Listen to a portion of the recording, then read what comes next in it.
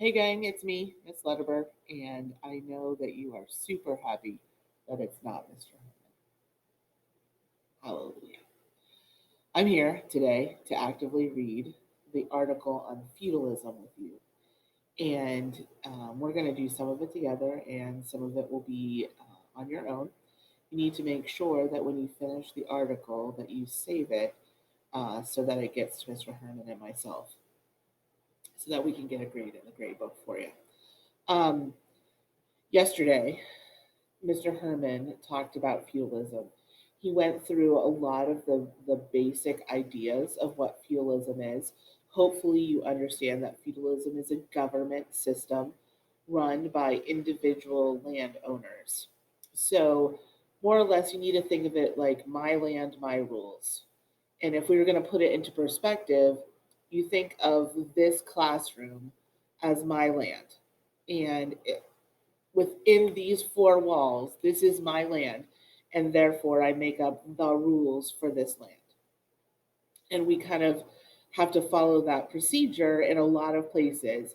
Your parents, for instance, they have a feudalist government. You might call it a dictatorship, but they make the rules up on their land, and you have to follow them because you live on their land. Same thing is happening here with feudalism. So and we're going to go ahead and shrink me down a little bit. And I'm going to go here to Thursday. I'm going to click on the feudalism reading. And it says, as you actively read today, make sure to keep this graphic in mind.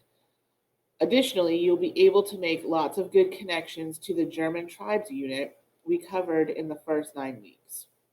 So as we're reading, we're going to make lots of connections to those things. So, yesterday, Mr. Herman told you that there is a king at the very top, and that he has this group of nobles or lords that work for him. And then there is this pyramid of power. We're going to actually talk about all of these different things as we go through. So, if you go ahead and click on the Cami for today, you'll see it is titled How Did Feudalism Develop? And Mr. Herman and I have come up with a couple of different things that we want you looking for while you're reading. Of course, we're going to highlight for purpose, same thing we always do. We have also, in the article, you will see that there are several underlined words. Those words we want you to define, and we would like you to use your own words to define them. So I don't want you to look them up in the dictionary. I want you to use your context clues to be able to define those for us. And then in a text box somewhere, I want you to make 4 connections. That should be very easy because of the way that the article is written. You should have a pretty good idea. So, of course, as we always do, we're going to start with purpose. In order to define our purpose, we look at how the title, and then title in this case is How Feudalism Developed. So we're gonna, Miss Letterberg. We need to get my eraser out and get rid of that and go to text box. Okay, so we're looking at how feudalism developed. So the question, of course, is going to be, how did feudalism develop? Okay, so that's what we're looking for. We want to underline for those specific things.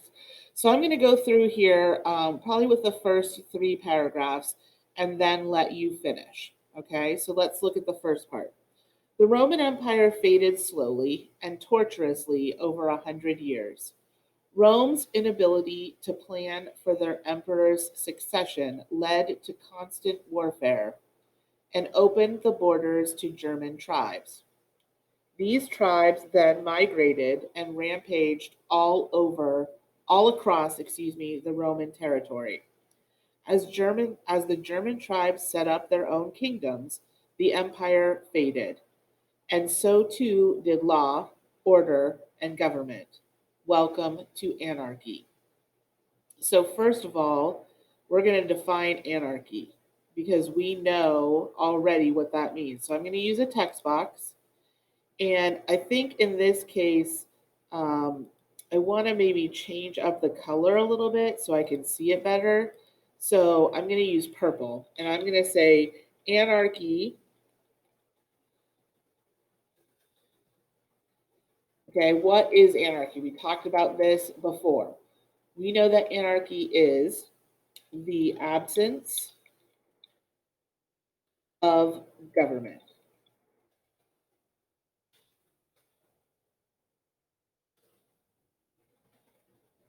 or rules in this case. Okay, so that's what anarchy means. So in this paragraph so far, we have taken care of our definition. Is there anything that we want to highlight about how feudalism developed? Um, I guess we could say, if we were going to say anything, I guess we could say that the Roman Empire faded over time, and that's going to lead us to our feudalism process. We could also probably put in a connection here or two about constant warfare, but we're going to keep reading and see if we can come up with something different. Okay? So, continuing on. The Dark Ages, the empire's famed infrastructure, was replaced with ruins. Roads, bridges, libraries, police, fire, plumbing, and sewage all fell into disrepair. Rather than shopping in orderly Roman markets, a new economy emerged in Western Europe based on barter.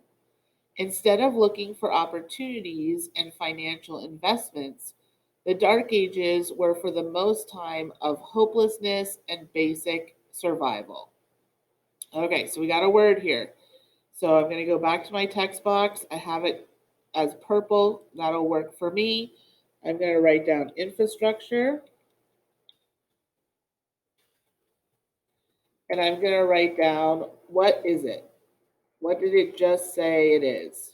Okay, it is the services that make life bearable.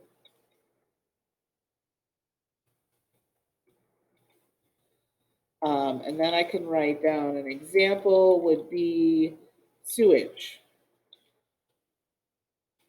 systems. Okay, so that's what infrastructure is. In fact, it gives us the definition right there, so that's helpful. Anything about how feudalism developed? Not really. It does talk a little bit about barter. I could make a connection here um, to barter.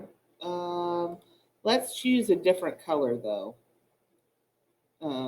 And I'm going to say uh, barter is like exchanging goods for other goods. Okay. So I know that barter, what barter is, so I'm going to put that in there as my um, as my connection. So I have one done. Okay. So I'm going to keep going here. But all but for a brief time, 300 years after the last of the Roman Caesars, Charlemagne of the Franks, by the strength of his right arm, carved out a new Holy Roman Empire. Could stability and a new era of greatness return thanks to this king? Allow me to answer that question. No, the pansy died. Okay, so remember, we're trying to figure out how feudalism developed. We know that it developed after the Roman Empire. We know that Charlemagne had a hand in it, but this doesn't really help me yet tell me much about feudalism. I do have to define Charlemagne here. So I'm going to go back to purple. Oops, I thought I was going back to purple. There we go. Okay. He is the king of the Franks. Um, conquered land for God. Okay. I think that that pretty much explains who Charlemagne is. And I still don't have a lot going on here. So I'm going to keep going. Now, what I want to do is for those of you that have trouble with some words, I'm going to go ahead and finish reading this. You can pause whenever you need to add either highlighting for purpose or defining words or connections or even, maybe you want to put a picture in or something. But I want to read it through out loud for you, and you can pause whenever you need to. If you at this point don't want to listen to me finish reading, go ahead and stop the video and you can finish the assignment on your own. And we will see you tomorrow. So, for everybody else, let's keep reading. With Charlemagne's death, Western Europe was again plunged into chaos. But even had Charlemagne lived beyond his 70 or so years, perhaps further anarchy was inevitable, for the Viking Age had begun. For 200 years, the Vikings raided in their famed dragon ships as Europe became their personal slaving and plundering ground. These axe wielding sons of Odin plunged Europe back into the cesspit of chaos until they themselves converted to Christ. With the lure of Valhalla no more, Europe again looked to a new era of order and stability. They would have it, but the new feudal order to come would be the legacy of both Charlemagne and the Vikings. During the Middle Ages, there still was no real centralized government.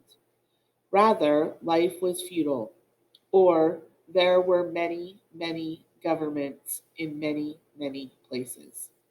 In creating the Holy Roman Empire, one of Charlemagne's initial challenges was rewarding his greatest warriors for their loyalty and military service.